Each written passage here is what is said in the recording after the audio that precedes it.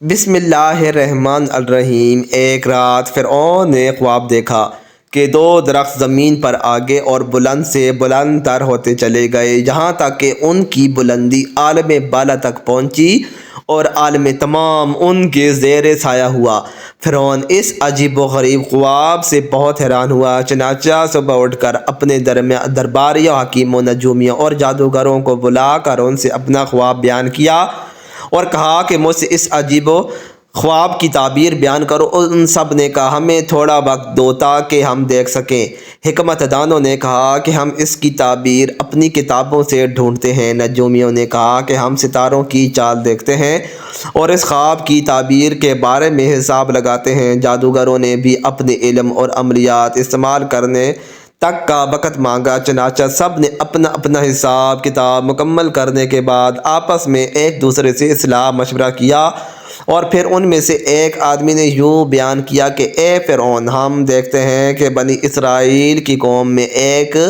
بچہ ایسا پیدا ہوگا جو کہ بڑا ہونے پر تمہاری تمام مملکت خراب کرے گا اور تمہاری بادشاہی کو ختم کرے گا، اور سب لوگ اس کے زیر سایہ ہوں گے۔ ملک و مملکت اور نعمت کل اس کے ہاتھ میں آئے گی۔ یہ سن کر فرعون بڑا پریشان ہوا اور پوچھا کہ بتاؤ وہ بچہ کب پیدا ہوگا؟ وہ بولے اس 3 رات دن میں باپ کی پشت سے ماں کی رحم میں آئے گا۔ فرعون نے حکم جاری کیا کہ سارے شہر میں منادی کرا دو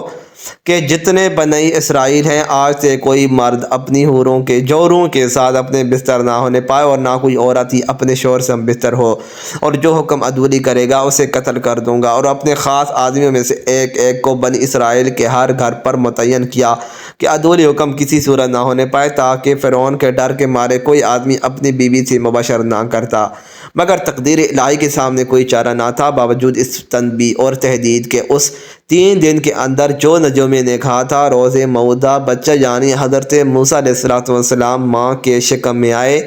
حضرت موسیٰ علیہ السلام کی والدہ جو عمران کی بیوی تھی، وہ بنی اسرائیل کی قوم سے تھی۔ پہلے ان سے ایک بیٹا جن کا نام ہارون علیہ السلام اور ایک بیٹی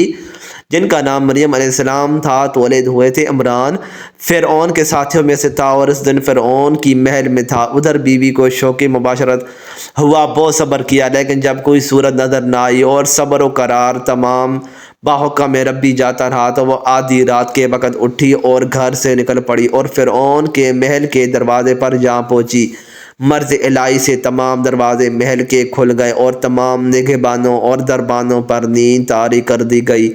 حضرت موسیٰ علیہ السلام کی والدہ کے دل سے اس وقت تمام ڈر خوف نکال دیا گیا، چنانچہ وہ بے خطر محل میں داخل ہوئیں اور سیدھا فرعون کی خوابگاہ تک جا پہنچی۔ تب اپنے شوہر کو دیکھا کہ فرعون کی نگہبانی میں کھڑا ہے اور سوائے ان تمام لوگوں پر نیند کو طاری کر دیا گیا ہے۔ ادھر اللہ تعالیٰ نے حضرت موسیٰ علیہ السلام کے والد کے دل میں بھی وصل کی خواہش کو اجاگر کیا۔ بس جب انہوں نے بیوی کو دیکھا تو صبر و قرار تمام جاتا رہا۔ بس دونوں میاں بیوی نے وہاں سے ہٹ کر مباشرت کی، اور اس طرح مرض الہی سے حضرت موسیٰ علیہ السلام اسی رات کو اپنے باپ کی پشت سے ماں کی شکم میں آئے۔ اس کے بعد حضرت موسیٰ علیہ السلام کی والدہ وہاں سے نکل کر اپنے گھر کو آ گئی، اور یہ بھید کسی کو نہ معلوم ہوا سوائے رب العالمین کے۔ چوتھے روز صبح کے وقت فرعون نے تمام نجومیوں، حکمت دانوں کو بلایا اور پوچھا کہ کہو تو اس لڑکے کے بارے میں کیا کہتے ہو، وہ پیدا ہوا یا نہیں؟ تب انہوں نے اپنے اپنے حساب کتاب لگائے اور انہیں گن جوڑ کر جواب دیا کہ شب گزشتہ کو وہ لڑکا اپنے باپ کی سلب سے ماں کے رحم میں آ چکا ہے۔ تب ملعون سپاہیوں اور پہرے داروں کو حکم دیا گیا کہ بنی اسرائیل میں جو بھی لڑکا پیدا ہو اسے مار ڈالو اور لڑکیوں کو زندہ رہنے دو، اور 70 درہم بعوض خون کے اس ماں کو دے۔ پھر ایسا ہی اتفاق ہوا کہ چند روپوں کے لالچ میں ماں باپ اپنے بچوں کو لا کر خود فرعون کے حوالے کرتے اور اس مردود کے حکم پر اسے خود مار ڈالتے۔ اور اس کے علاوہ ملعون نے بنی اسرائیل کے ہر گھر میں ایک ایک کتبی کو تعینات کیا ہوا تھا، جو بچے کی پیدائش پر دیکھتے، اگر لڑکا ہوتا تو اسے مار ڈالتے اور اس کے خون کے بدلے ماں باپ کو 70 درہم ادا کرتے، اور اگر لڑکی ہوتی تو اسے زندہ چھوڑ دیتے۔ پس بنی اسرائیل کو فرعون ملعون نے دکھ میں رکھا ہوا تھا اور ان کے بیٹوں کو قتل کر دا، اور اس کی طرف سے کتبی عورتیں آ کے بنی اسرائیل کی عورتوں کے پیٹ پہ ہاتھ پھیرتی تھی، غیر محرم آ کے حمل دیکھتے پیٹ سے ہیں یا نہیں۔ چنانچہ ارشاد باری تعالیٰ ہے، اور جب چھڑا دیا ہم نے تم کو فرعون کے لوگوں سے، کہہ دیتے کہ تم تو بڑی تکلیف ذبح کرتے تمہارے بیٹے اور جیتی رکھتے تمہاری عورتیں، اور اس میں آزمائش ہوئی تمہارے رب کی بڑی کہ آدمی آتے اور بنی اسرائیل کی عورتوں کی حمل دیکھتے کہ پیٹ سے ہیں یا نہیں۔ ادھر حضرت موسیٰ علیہ السلام کی والدہ حمل سے تھی۔ ایک دن اتفاق ایسا ہوا کہ وہ روٹی بنا رہی تھی کہ درد زچگی کا اٹھا، اور حضرت موسیٰ علیہ السلام تولد ہوئے مانند آفتاب منور کہ ان کے نور سے پورا گھر جگمگا اٹھا، جو کوئی ان کی طرف دیکھتا آنکھیں خیر ہو جاتی۔ ادھر حضرت موسیٰ علیہ السلام کی ولادت ہوئی۔ کچھ ہی دیر ہوئی کہ فرعون کے لوگ آ پہنچے۔ اب حضرت موسیٰ علیہ السلام کی والدہ کو اندیشہ ہوا کہ اگر ان کو پتہ چلا تو ضرور میرے بچے کو مار ڈالیں گے، اور اللہ سے دعا کر رہی تھیں کہ تو ہی میرے بچوں کو ان ظالموں کے شر سے اپنی پناہ میں رکھ، اگر انہوں نے دیکھا تو یہی مار ڈالیں گے۔ آخر جب کوئی جگہ چھپانے کو نہ ملی تو روٹیاں بنانے کے لیے جو تندور تپایا ہوا تھا، حضرت موسیٰ علیہ السلام کو ایک کپڑے میں لپیٹا اور اس جلتے ہوئے تندور میں ڈال دیا، اور اس پر ایک خالی دیگ کو چھوڑ دیا کہ دیکھنے سے یہی گمان ہو کہ کھانا پک رہا ہے۔ اس کے بعد فرعون کے لوگوں نے آگ عورت کے پیٹ پر ہاتھ پھیرا تو کچھ اثر حمل کا نہ دیکھا، اور باقی گھر میں دیکھا، لیکن تندور کو جلتا ہوا دیکھ کر خیال کیا کہ بھلا اس میں کوئی کیسے ہو سکتا ہے، اور واپس چلے گئے۔ جب بنی اسرائیل کے لڑکے قتل کیے جانے لگے تو کتبی فرعون کے پاس پہنچے اور عرض کی، ایک بادشاہ، اگر اسی طرح بچے قتل کرتے رہے تو قریب ہے کہ بنی اسرائیل میں لڑکے بالغ ختم ہو جائیں گے، اب ہمارے کام اور خدمت کون کرے گا؟ تب ملعون نے اعلان کیا کہ ایک دن پیدا ہونے والے بچوں کو چھوڑ دو اور دوسرے دن کے قتل کر دو، اور حضرت موسیٰ علیہ السلام کی ولادت اس دن ہوئی جس دن وہ چھوڑ دیتے تھے، اور ملعون روز نجومیوں سے اس بابت دریافت کرتا۔ جب حضرت موسیٰ علیہ السلام کی ولادت ہوئی تب انہوں نے بتایا کہ وہ بچہ حفاظت والے دن پیدا ہو چکا ہے۔ تب ملعون نے حکم جاری کیا کہ اس شہر میں دیکھو، اور جس گھر میں نومولود بچہ نظر آئے قتل کر دو۔ پس جب فرعون کے لوگ جناب حضرت موسیٰ علیہ السلام کے گھر پہنچے تو آپ کی والدہ کو ڈر ہوا کہ میرے بچے کو قتل کر دیں گے۔ تب انہوں نے آپ کو تندور میں ڈال دیا جو اس وقت دہک رہا تھا۔ الغرض جو فرعون کے لوگ دیکھ بھال کر اور گھر میں کسی بچے کو نہ پا کر واپس ہوئے تو حضرت موسیٰ علیہ السلام کی والدہ کو اپنے بچے کا دھیان آیا۔ تب وہ اپنے بچے کے غم میں رونے لگی اور اپنے گال پیٹنے لگی کہ یہ مجھ سے کیسا ظلم ہوا، میں نے اپنے بچے کو آگ میں ڈال دیا، اور تندور کی طرف دیکھا تو اس میں دیکھتی ہوئی آگ کو دیکھ کر خود سے کہنے لگی، ہائے اللہ، اب تک تو وہ معصوم جان جل کر بھسم ہو چکا ہوگا اور راکھ بھی نہ ہوگی، کاش اس کی تو کوئی ہڈی مل جاتی۔ اپنے دکھی اور غم زدہ دل کی کچھ تو دعا کرتی، اور اس کے بعد تندور پر سے دیگ اتاری کہ شاید جگر گوشی کی کوئی باقیات ہی مل جائیں، اور جب دیگ اٹھائی تو دیکھا کہ یہ بچہ بالکل حفاظت کے ساتھ آگ میں کھیل رہا ہے، اور اس کے ہاتھ میں ایک سیب ہے، گو کہ وہ موسم سیبوں کا ہرگز نہ تھا۔ بس یہ دیکھ کر حیران ہوئی اور اللہ کے حضور سجدہ شکر بجا لائی۔ اس کے بعد بچے کو آگ سے نکالا اور دل میں ڈر لگی کہ میں، اور سوچ میں پڑ گئی کہ بچے کو کہاں چھپا کر رکھا جائے، ایسا نہ ہو کہ فرعون کے لوگ اسے آ کر لے جائیں اور مار ڈالیں، یا کوئی اور ہی دیکھ کر روپے کی لالچ میں فرعون کو اس کی خبر نہ کر دے اور وہ ملعون اس کو قتل کر دے۔ بس اسی فکر میں روتی جاتی اور بچے کو چھپانے کے لیے کوئی محفوظ جگہ تلاش کرتی۔ تب اللہ تعالیٰ کی طرف سے حکم نازل ہوا، بس ہم نے حکم بھیجا موسیٰ کی ماں کو اس دودھ پلا، اور جب تم اس کو ڈر ہو تو اس کو کتوال ڈال دے اور اس کو درائے نیر کے پانی میں، اور نہ خطرہ کر اور نہ غم کھا کر،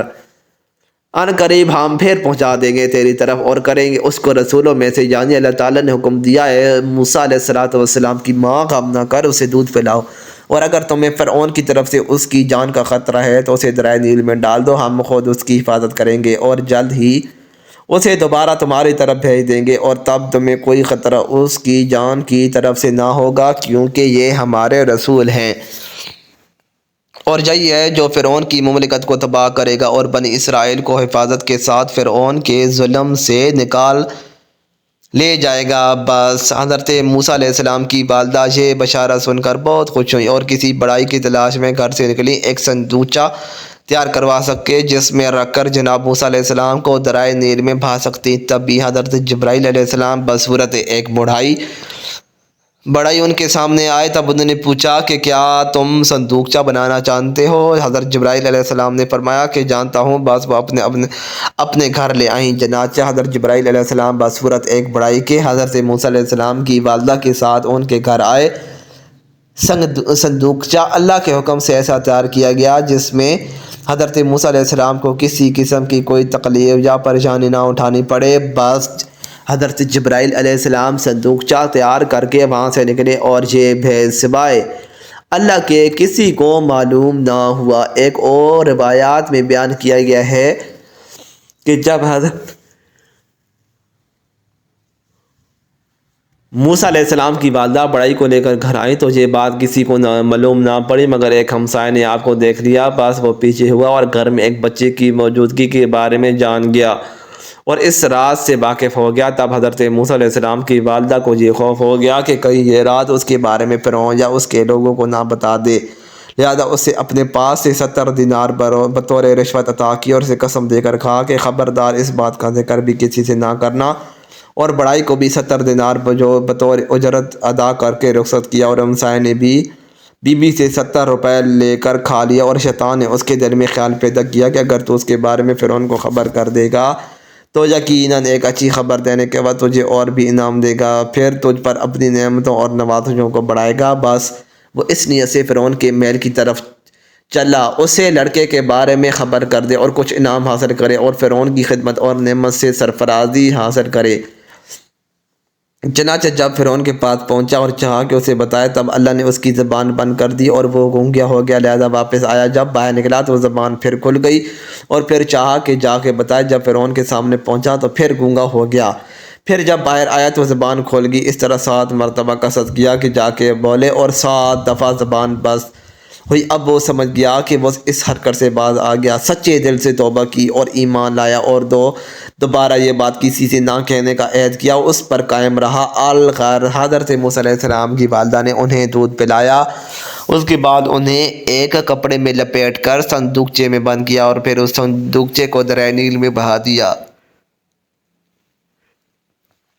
اور اپنی بیٹی یعنی موسیٰ علیہ السلام کی بہن مریم کو کہہ دیا، اے بیٹی تو اس صندوقچے کو دیکھتی ہوئی اس کے ساتھ دریا کے کنارے پر جا، ایسا نہ ہو کہ کوئی صندوقچے کو دیکھے اور پھر آگے خبر کرنا، جیسا کہ قرآن مجید میں ارشاد ہے۔ اور کہہ دیا اس کی بہن کو اس کے پیچھے چلی جا، پھر وہ دیکھتی رہی اس کو اجنبی ہو کر، ان کو خبر نہ ہوئی، یعنی حضرت موسیٰ علیہ السلام کی بہن اس صندوقچے پر نظر رکھے ہوئے تھی لیکن انداز ایسا تھا جیسے وہ کسی اور جانب دیکھ رہی ہوں، اور ایسا اس وجہ سے ہے کہ کوئی اس طرف انہیں دیکھتے ہوئے دیکھ کر صندوقچے کی طرف متوجہ نہ ہو، لہذا اس طرح کسی کو کچھ خبر نہ ہوئی سوائے اللہ کے کہ وہ ہر چیز کا جاننے والا ہے۔ مزید اچھی ویڈیوز کے لیے چینل کو ضرور سبسکرائب کریں، ویڈیو کو لائک اور شیئر کرنا نہ بھولیں۔ شکریہ۔